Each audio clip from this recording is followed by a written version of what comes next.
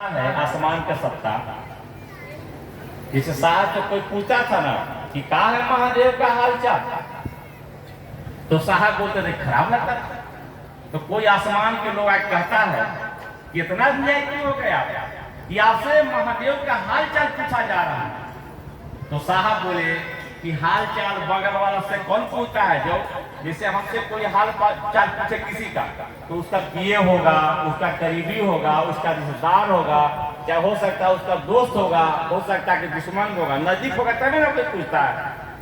तो आप लोग भी गांव में जाते होंगे तो ना कहता है कहा आजकल महादेव के हाल चाल, शिव चर्चा है। आप 10 दिन मत जाइए कहीं, घर में रहिए, बगल के लोग अब ताना मारेगा हो गए बड़ी उल्लत।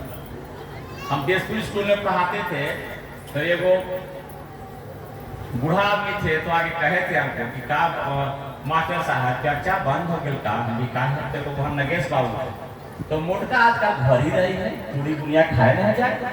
तो देखिए अब बगल के लोग आपको चला दिया शिव चर्चा में कि नहीं चला दिया, आप छोड़िएगा तो जैसे उड़ी जहाज की पंछी पूरे जहाज पर आ गए, जो जो शिव चर्चा छोड़े हैं वो फेरा में पड़ गए। आप लॉकिंग जगह पर देखिए ना कि आपके घर में अगर कोई आपका हस्बैंड हो 500 रुपया कमाते होंगे तो 500 से घर चलता, वो अगर 1 महीना नहीं कमाता बगल से कर्जा लेना शुरू करते हैं। इसीलिए प्रतिदिन इस काम को करना है। सब दुनिया छूटे तो छूटे, महादेव नहीं छूटे, है ना। सारी दुनिया तुम ठुकरा दो, इसको ना ठुकराना। अगर सचमुच में लगे रहिएगा महादेव काम में और महादेव की मदद करते हैं, आपको लगता है कि मेरी नैया डूब गई, लेकिन कोई आकर उबार देता है। साहब कई कहानी से बताए हैं। एक कहानी आप लोग बराबर सुनते होंगे कि साहब बोले कि मैं नई जीप से जा रहा था और अचानक क्लच प्लेट जल गया। रात का समय हो गया, शाम का समय हो गया था और तूफान उतना, पानी उतना ही। साहब बोले कि मैं कई गाड़ी को हाथ दिया, कोई नहीं रोका। तब नीलम दीदी बोली कि हमको रुकवाने दीजिएगा। कि ट्रैक्टर आ रहा था, दीदी हाथ दी, ट्रैक्टर आगे जाके पीछा आया। बोला क्या बात है, तुम लोग बोले कि गाड़ी खराब हो गया है। साहब बोले नीलम दीदी को या टैची खोलियो, साड़ी निकालिए टोचन करने के लिए सरिया से बांध के। तू जो गाड़ी जो चला रहा था बोला कि नहीं हम रस्सा रखें, हम लोग नमक होते हैं। रस्सा निकाल के और गाड़ी का टोचन किया और फिर साहब बोले कि वहां भी ले गया जहाँ गाड़ी बनता था। और वो कहता है जो गाड़ी बनाता है कि सुबह बनाएंगे। साहब बोले कि आईबी में ठहर गए तो साहब बोले कि सब काम तुम कर दिया भाई, वो और काम कर देता। हम लोग इतने लोग हैं, उपवास हैं, मैंने भूखे हैं, रात में भोजन कहीं से ला देता। बोला कि हम लेके आ रहे हैं। साहब पैसा भी दे रहे थे लेकिन पैसा वो नहीं लिया। अब फिर उधर से बोले गरम पूरी सब्जी लेके आ गया। पता नहीं इतना पानी में कहां से गरम पूरी सब्जी लेकर आ गया और हम लोग खाए। और साहब बोले कि हम तब उस पर लगा ऐसा कम जगह में ट्रैक्टर घुमा दिया तो हमको लगा कि ट्रैक्टर तो बहुत दूर में घूमता है। साहब उसका नंबर भी लिए ट्रैक्टर का, बाद में खोजवाए कि स्कूटर का नंबर।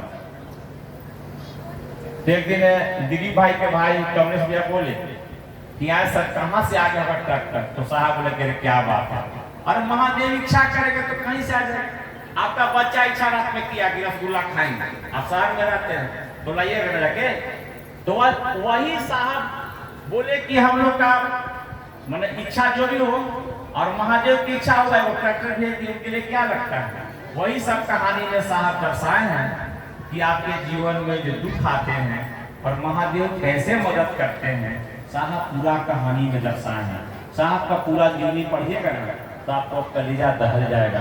कहा कि बहुत कष्ट में रहकर शिव गुरु की बात किए हैं, यहाँ तक किए हैं कि नीलम दीदी साहब को चावल दे दिया था और नमक मांगते रह गए थे, घर के लोग नहीं दिया था। अपने पूरी सब्जी खा रहा था। एक बार साहब बता रहे थे उतना दुख में शिव चर्चा शुरू किए हैं। हम लोग तो जाते हैं जहाँ 10 आदमी रहता है चर्चा हो आदमी ना कहते हैं कि नहीं कहते। हाँ हम लोग कहीं जाएंगे तो नहीं देखते हैं कि वहाँ गेली चर्चा में ना तो 5 आदमी था। अरे भैया एक आदमी से भी चर्चा होगा कि नहीं होगा, एक आदमी से होगा। साहब अति उड़ीसा में थे तो हम लोग भी थे। तो यही के वो अमरिंदर जी रहते हैं, तो वो लोग झारसुगुड़ा से